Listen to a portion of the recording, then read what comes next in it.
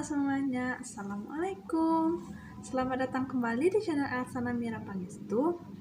Di video kali ini aku bakal membahas salah satu materi yang ada hubungannya dengan filsafat, yaitu epistemologi. Untuk lebih jelasnya aku bakal ngejelasin di video selanjutnya. Dasar-dasar filsafat epistemologi. Yang pertama, pengertian epistemologi. Epistemologi dari bahasa Yunani yaitu epistem yang berarti pengetahuan dan logos yang berarti ilmu. Epistemologi adalah cabang filsafat yang berkaitan dengan asal, sifat, karakter, dan jenis pengetahuan. Epistemologi ini yaitu teori pengetahuan yang berhubungan dengan hakikat ilmu pengetahuan, pengandai-andaian, dasar-dasarnya, serta pertanggungjawaban atas pertanyaan mengenai pengetahuan yang dimiliki oleh setiap manusia. Pengetahuan tersebut diperoleh manusia melalui akal dan panca indera dengan berbagai metode, diantaranya 01 metode induktif, 02 metode deduktif, 03 metode positivisme, 04 metode kontemplatif, 05 metode dialektis. 2. Menurut para ahli. Kata epistemologi berasal dari bahasa Yunani yaitu kata epistem dengan arti pengetahuan dan kata logos yang berarti teori, uraian, atau alasan. Epistemologi dapat diartikan sebagai teori tentang pengetahuan yang dalam bahasa Inggris sendiri dipergunakan istilah theory of knowledge. Istilah epistemologi secara etimologis diartikan sebagai teori pengetahuan yang benar, dalam bahasa Indonesia disebut sebagai filsafat pengetahuan. Makna pengetahuan dalam epistemologi adalah nilai tahu manusia tentang suatu sehingga ia dapat membedakan antara satu ilmu dengan ilmu yang lainnya seperti berikut ini. Epistemologi menurut para ahli. 01. Abdul Munir Mulkan berpendapat bahwa segala bentuk aktivitas dan pemikiran manusia yang selalu mempertanyakan dari mana asal muasal ilmu pengetahuan itu diperoleh.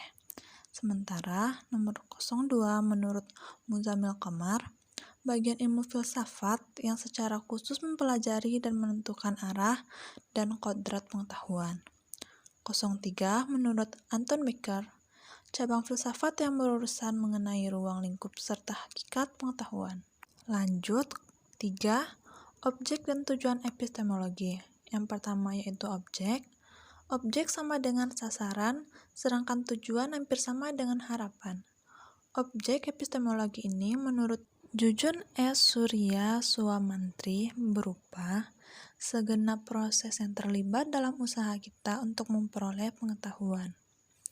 Tujuan epistemologi yaitu memiliki makna strategis dalam dinamika pengetahuan. Rumusan tersebut membubuhkan kesadaran seseorang bahwa jangan sampai kita puas dengan sekedar memperoleh pengetahuan, tanpa disertai dengan cara atau bekal untuk memperoleh pengetahuan, sebab keadaan memperoleh pengetahuan melambangkan sikap pasif, sedangkan cara memperoleh pengetahuan melambangkan sikap dinamis. Baik, selanjutnya nomor 4 yaitu landasan epistemologi. Landasan epistemologi yaitu ilmu yang disebut metode ilmiah, yaitu cara yang dilakukan ilmu dalam menyusun pengetahuan yang benar. Metode ilmiah merupakan prosedur dalam mendapatkan pengetahuan yang disebut ilmu. 5. Epistemologi menurut pandangan beragam aliran filsafat di dunia. Nomor 01 yaitu epistemologi idealisme. 02. Epistemologi realisme. 03. Epistemologi pragmatis. 04. Epistemologi eksistensialisme. Baiklah, langsung saja ke penjelasannya. Nomor 01 yaitu epistemologi idealisme. Epistemologi idealisme ini yaitu kurikulum yang digunakan dalam pendidikan harusnya lebih berfokus kepada isi secara objektif serta menyediakan pengalaman belajar yang beragam. Pribadi idealisme adalah pribadi yang peka terhadap realitas di sekitarnya, sehingga memunculkan kepribadian yang cermat dan tangkas dalam mencerna keseluruhan realitas yang terbangun dari ruang idenya sendiri. 02 yaitu epistemologi realisme. Epistemologi pendidikan dalam realisme adalah proses ilmiah yang ditunjukkan pada hal-hal yang 02. Epistemologi realisme. Epistemologi pendidikan dalam realisme adalah proses ilmiah yang ditunjukkan pada hal-hal yang beraneka ragam, persoalan pendidikan seperti mengenai realitas peserta didik, pendidik, dan isi pendidikan. Realisme mengajarkan bahwa menanamkan pengetahuan tertentu kepada seperti inisiatif dalam penerapannya. Realisme percaya bahwa manusia mengenal dunia dari bagian-bagiannya yang bersifat materi dan teridentifikasi dalam kategori yang terukur dan nyata. Epistemologi pragmatisme. Menurut kaum pragmatisme, guru harus mengkonstruksi situasi belajar dengan menempatkan problem tertentu yang pemecahannya akan membawa siswa pada pemahaman yang lebih baik akan lingkungan sosial dan visi mereka.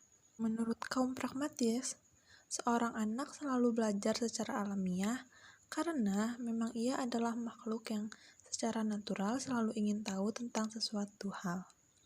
Ia senantiasa akan mempelajari apapun yang ia rasakan ataupun yang ia pikirkan. Oleh karena itu, tugas penting seorang guru adalah menolong dan membimbing subjek didiknya agar mampu mempelajari apa yang ia rasakan dan yang disebabkan oleh rasa ingin tahunya yang selalu bertambah. Selanjutnya, 04 yaitu epistemologi eksistensialisme yang merupakan suatu eksistensi yang dipilih dalam kebebasan, yang bereksistensi dalam suatu perbuatan yang harus dilakukan oleh setiap orang bagi dirinya sendiri. Oleh karena itu, dalam mengambil keputusan, hanya yang konkretlah yang dapat mengambil keputusan atas dirinya, bukan orang lain. Orang lain tidak berhak untuk menentukan pilihan dalam mengambil suatu keputusan atas apa yang ia lakukan. Oleh karena itu, dia sendirilah yang akan menentukan kemana arah hidupnya. Eksistensi dengan mengambil keputusan atas dirinya sendiri, maka ia adalah Baiklah, dari semua yang telah saya jelaskan, saya akan menarik kesimpulan. Yang pertama, epistemologi adalah teori pengetahuan yang berhubungan dengan hakikat dari ilmu pengetahuan atau pengandai-andaian, dasar-dasarnya, serta pertanggungjawaban atas pertanyaan mengenai pengetahuan yang dimiliki oleh setiap manusia. Yang kedua, epistemologi pendidikan dipahami secara beragam menurut pandangan idealisme, realisme, praktisme, dan eksistensialisme. Sekian video aku kali ini teman-teman. Kalau ada kata-kata yang salah atau kurang berkenan, aku minta maaf ya. Assalamualaikum warahmatullahi wabarakatuh. Sampai berjumpa lagi di video selanjutnya.